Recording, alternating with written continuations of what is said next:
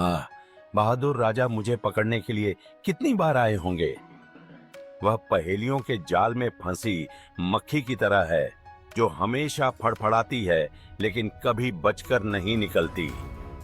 बेचारा विक्रम हर बार मुझे पकड़ लेता है और फिर भी मैं शरारती चिड़िया की तरह उड़ जाता हूँ। वह सभी साम्राज्यों के राजाओं में से सबसे जिद्दी राजा होगा। विक्रम जंगल से चुपचाप आता है। बेताल उसे देखकर हंसता है। यहाँ महान राजा विक्रमादित्य आ रहे हैं, एक सेना का सामना करने के लिए पर्याप्त बहादुर, फिर भी एक बेताल का पीछा करने के लिए पर्याप्त मूर्ख।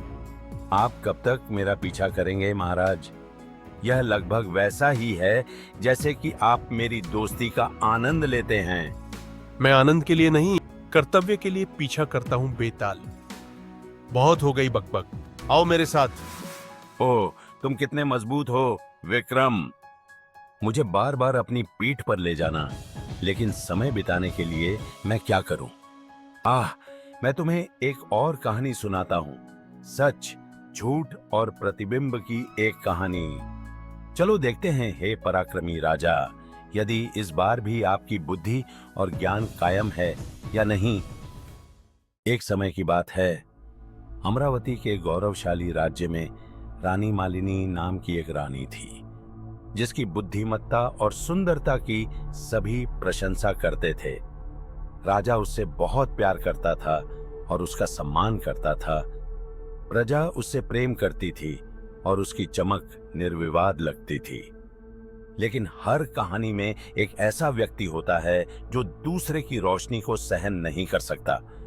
विशाखा, जो रानी की बचपन की साथी थी, एक समय बहन के समान करीब थी, लेकिन अब उसके मन में इतनी गहरी ईर्ष्या है कि उसने उसकी आत्मा में जहर भर दिया है। विशाखा शक्ति और मान्यता के लिए बेताब, रानी की योग्यता, उसकी सुंदरता और उसकी बुद्धिमत्ता पर सवाल उठाते हुए जो कोई भी सुनता उसके कानों में जहर फुसफुसाना शुरू कर दिया। एक दिन विशाखा ने रानी को एक उपहार दिया, एक भव्य दर्पण जो कथित तौर पर मंत्रमुग्ध कर देने वाला था। यह दर्पण, विशाखा ने दावा किया, न केवल शारीरिक सुंदरता बल्कि किसी की आंतरिक सच्चाई को भी प्रकट करता है। सबसे पहले रानी उपहार से खुश थी, इसके पीछे की दुर्भावना से अनजान थी। लेकिन समय के साथ विशाखा की फुसफुसाहट तेज हो गई, जिससे रानी के मन में संदेह के बीज बोने लगे।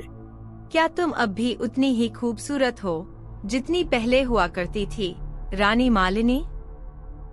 वह मासूमियत से पूछती। शायद बढ़ते साल और उम्र इतनी मेहरबान नहीं रही।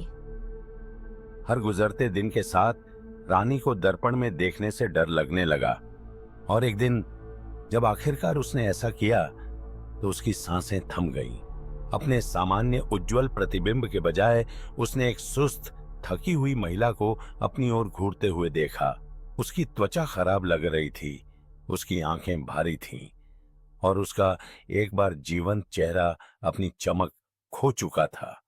उसका दिल बैठ गया। विशाखा बनावटी चिंता जताते हुए कहती, शायद आईना तुम्हें सच दिखा दे मेरी रानी। शायद आपका समय बीत चुका है। अत्यधिक परेशान रानी ने दर्पण के क्रूर प्रतिबिंब पर विश्वास करते हुए खुद को दरबार से अलग करना शुरू कर दिया। लेकिन मन ही मन वह समझ नहीं पा रही थी कि वह इतनी जल्दी कैसे बदल गई। जवाब के लिए बेताब उसने शाही साधु को बुलाया। महारानी, यह दर्पण न केवल शारीरिक सुंदरता दर्शाता है, बल्कि आपके अंदर मौजूद भावनाओं और विचारों को भी दर्शाता है। इसमें सत्य को विकृत करने की कोई शक्ति नहीं है, लेकिन इसे मन द्वारा प्रभावित किया जा सकता है। रानी हैरान थी, उसने जो देखा उसका मन कैसे बदल सकता है।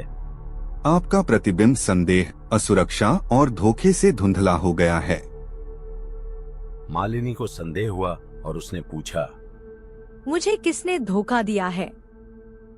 संत ने समझाया, तुम्हारे दरबार में कोई है जो तुम्हें गिरते हुए देखना चाहता है। तुम्हें अपनी योग्यता पर संदेह करते देखना चाहता है और ऐसा करके तुम्हें कमजोर करना चाहता है। यह दर्पण नहीं है जो बदल गया है, बल्कि आपकी धारणा बदल गई है जो ईर्ष्या और भय से जहरीली हो गई है। रानी स्तब्ध रह गई।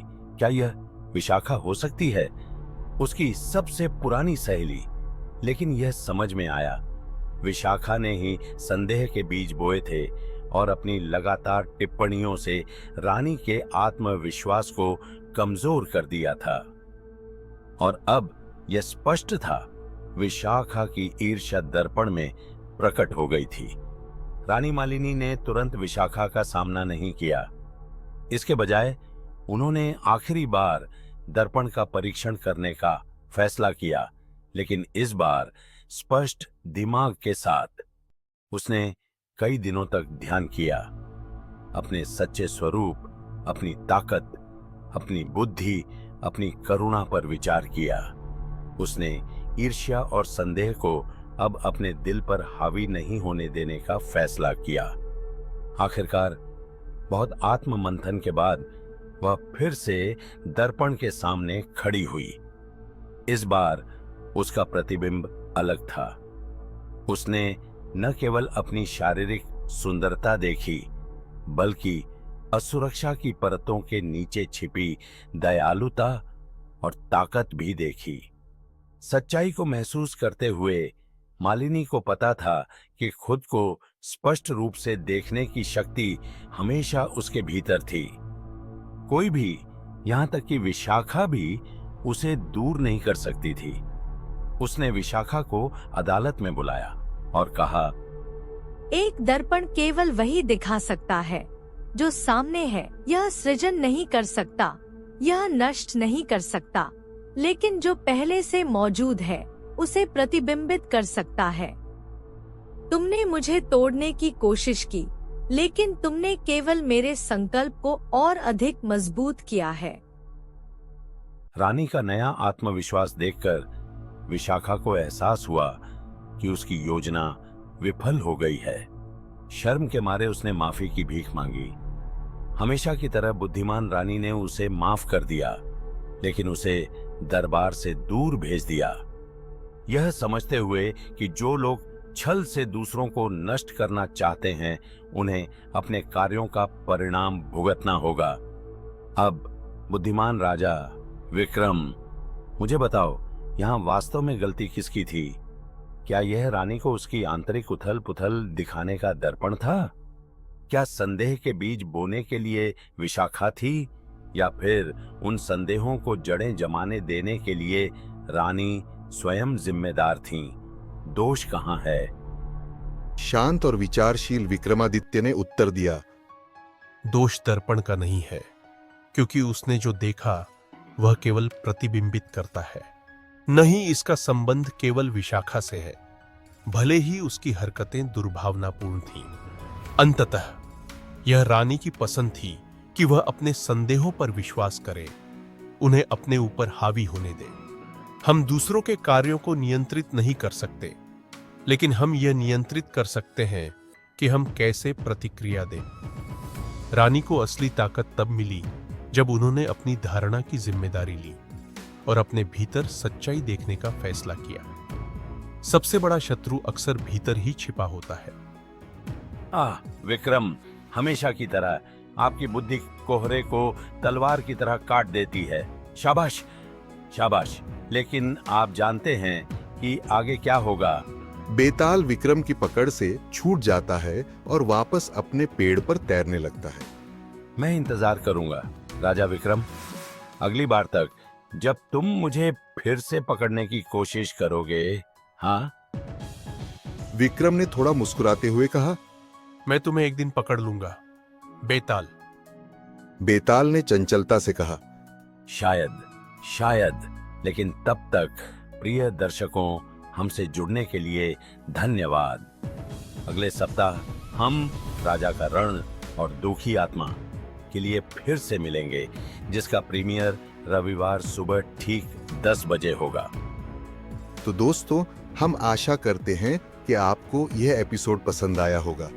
लाइक, शेयर और सब्सक्राइब करना ना भूलें और हम आपसे अगले रविवार को मिलेंगे। इस वीडियो को देखने के लिए धन्यवाद।